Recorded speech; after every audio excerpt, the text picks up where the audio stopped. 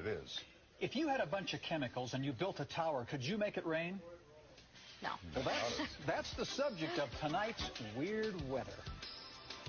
In the early 1900s, there was a gentleman who said he could make it rain. Charles M. Hatfield. Well, he said for $50, he could deliver. Well, Los Angeles farmers said, we need rain. Will you make it rain? He did, and they were so happy, they paid him $100. Well, there was a lake in the area, Lake Hemet. He said for $4,000, he could deliver 4 inches of rain. So he made this tower, and he mixed up some chemicals. Guess what? 11 inches of rain fell, and it rose 22 feet. Operators say it was the best bargain they'd ever had. There was another area that needed it. San Diego City contracted him to fill Lake Marina in 1 year. If he did it, $10,000. If not, he didn't get a penny. January 1st, he put his towers up and started sending his chemicals away. January 5th, it began to rain. January 10th, heavy rain kept going. And by January 15th, it had been a downpour for nearly 5 days. Okay, so the rain did come, and apparently it was Hatfield that was doing it.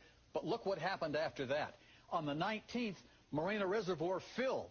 The 26th, record-breaking rains were still falling, and the next day, dams were rupturing, huge amounts of water pouring out of the mountains, heading into San Diego. 20 people lost their lives. 35 inches of rain fell that month. Well, you can imagine there were lawsuits in the millions. The city council says, nope, we're not going to pay. Hatfield said, I'll settle for $4,000. Council said no. It went to the California Supreme Court. They ruled that was an act of God. Well, if that's the case, neither Hatfield nor the city was liable for the damages. Also, if it was an act of God, then that means Hatfield didn't do it. City council? Nope. They say they're not going to pay. Well, Charles Hatfield was known by many names. He was a cloud coaxer, a water magician, a moisture accelerator, the Wizard of Hope, a pluviculturalist, the great precipitator, but most of the time he was just known as Hatfield the Rainmaker. My. Should have bottled those chemicals. Or Well, maybe not. It was a secret, and even his brother didn't know, but the scientist of the day said, there's no way that a man could do that. Well, he asked, well, it kept raining. Well, he was guessing lucky.